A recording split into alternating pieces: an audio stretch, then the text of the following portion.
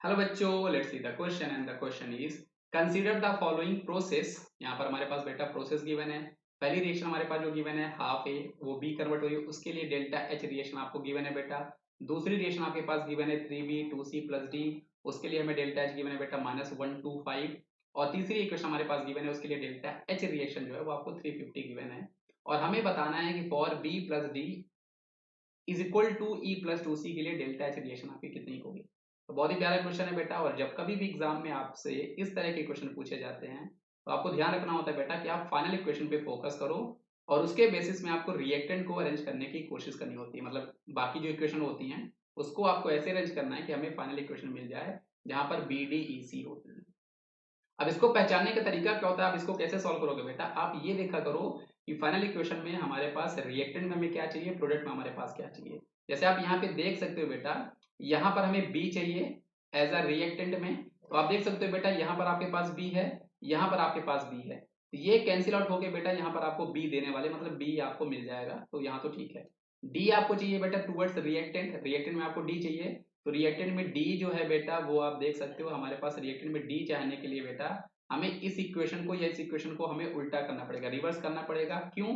क्योंकि यहाँ पे डी जो है हमारे पास प्रोडक्ट की तरफ है, लेकिन डी हमें रिएक्टेंट में चाहिए। लेकिन हम इन दोनों में से किसको रिवर्स करेंगे ये आपको कैसे पता चलेगा, आप और आगे कंटिन्यू करो। जैसे हमें ई चाहिए बेटा प्रोडक्ट की तरफ, आप देखो यहाँ पर हमें पता चल चुका है बेटा ई हमारे पास यहाँ पे रिएक्टेंट में है, लेकिन यहाँ पर ई हमें चाहिए बेटा प्रोडक्ट में। मतलब इस इक्वेशन को आपको उल्टा करना पड़ेगा। अगर इस इक्वेशन को बेटा हम लोग रिवर्स करते हैं तो आप देख सकते हो बेटा इस इक्वेशन को रिवर्स करने के बाद आपको यहाँ पर पता चल जाएगा बेटा हमें यहाँ पर डी जो है वो आपको मिलने वाला है। तो इस इक्वेशन को बेटा हम लोगों को उल्टा करना पड़ेगा। आगे अगर हम लोग देखते हैं बेटा, आगे हमारे पास क्या है, 2c चाहिए। तो 2c हमारे पास यहाँ पर है तो कोई दिक्कत नहीं है। मतलब यहाँ पर हमें करना क्या है बेटा, आप इक्वेशन नंबर इस पे हम लोग 2 से मल्टीप्लाई करें। Half half A and B है, ये आपके पास 3b है, यहाँ पर आपके पास ई है, हमें बी चाहिए। हमें यहाँ पर 2 से मल्टीप्लाई करना पड़ेगा बेटा। कौन सी इक्वेशन में, इक्वेशन नंबर इसमें अगर हम 2 से मल्टीप्लाई करते देखो, तो इक्वेशन नंबर 1 पे आप 2 से मल्टीप्लाई करो बेटा, तो यहाँ पर क्या बनने वाला है, 2 से मल्टीप्लाई करने के बाद ये आपका बनने वाला है बेटा ए, ये आपका बनेगा ए। साथ ही साथ यहाँ पर आपका बनने वाला है 2b। जब आप इक्वेशन नंबर ए पे बेटा 2 से मल्टीप्लाई करोगे तो यहाँ पर आपका जो डेल्टा एच रिएक्शन बनने वाला है बेटा, उसमें भी 2 से मल्टीप्लाई करने के बाद ये आपका 300 हो जाने वाला है।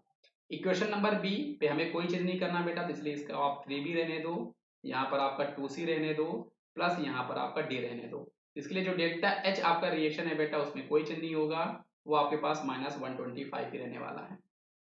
इक्वेशन नंबर 3 को हमें उल्टा करना है, क्योंकि हमें ई जो है बेटा प्रोडक्ट तरफ चाहिए। तो इसको जब आप उल्टा करोगे बेटा तो ये आपका क्या हो जाएगा, ये आपका 2d इधर हो जाएगा, इधर आपका बेटा ई, प्लस इधर आपका ए होने वाला है। और इसके लिए जो डेल्टा एच आपकी रिएक्शन की गिवन है बेटा वो हमारे पास -350 हो जाएगी, क्योंकि हमने रिएक्शन को रिवर्स किया है बेटा। तो आपका जो डेल्टा एच है वो भी आपका उल्टा हो जाएगा। और अगर अब मैं इसको ऐड करता हूँ बेटा, अगर मैं अब इनको ऐड करता हूँ तो आप देख सकते हो बेटा यहाँ से ए और ए कैंसिल आउट हो जाएगा, यहाँ से 2b से ये कैंसिल होगा तो आपको b मिलने वाला है। मतलब यहाँ पर आपको मिलेगा बेटा b, यहाँ से d से ये d कैंसिल आउट होगा तो यहाँ पर b प्लस d मिलने वाला है। साथ में यहाँ पर बेटा आपका 2c और प्लस e मिलने वाला है, जो कि हमारे पास डिजायर्ड इक्वेशन थी।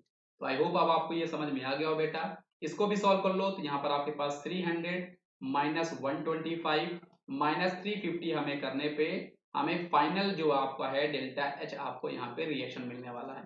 ये कितना आएगा, 300 में माइनस वो करोगे तो आपको -50 आएगा, -175।